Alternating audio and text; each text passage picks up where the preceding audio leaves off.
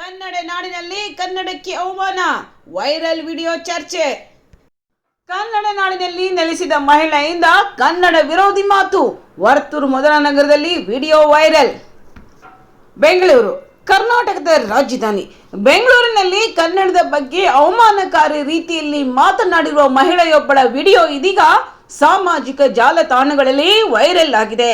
Viral ಆಗಿರುವ ಈ ವಿಡಿಯೋದಲ್ಲಿ ಕಾಣಿಸಿಕೊಳ್ಳುತ್ತಿರುವ ಮಹಿಳೆ ಜೀವನೋಪಾಯಕ್ಕಾಗಿ ಕರ್ನಾಟಕಕ್ಕೆ ಬಂದು ಬೆಂಗಳೂರಿನ ವರ್ತೂರು ನಗರ ಮಧುರ ನಗರದಲ್ಲಿ ನೆಲೆಸಿದ್ದು ಸ್ಥಳೀಯ ಸಲೂನ್ನಲ್ಲಿ ಕೆಲಸ ಮಾಡುತ್ತಿದ್ದಾಳೆ ಎನ್ನಲಾಗಿದೆ.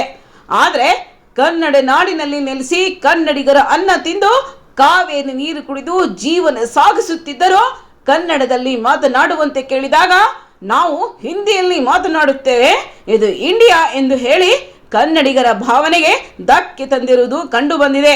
ಈ ಘಟನೆ ಸ್ಥಳೀಯ ಕನ್ನಡಿಗರ ಆಕ್ರೋಶಕ್ಕೆ ಕಾರಣವಾಗಿದ್ದು, ಕನ್ನಡ ನಾಡಿನಲ್ಲಿ ನೆಲೆಸುವವರ ಕನ್ನಡ ಭಾಷೆಗೆ ಗೌರವ ನೀಡಬೇಕೆಂಬ ಒತ್ತಾಯ ಕೇಳಿ ಬರುತ್ತಿದೆ.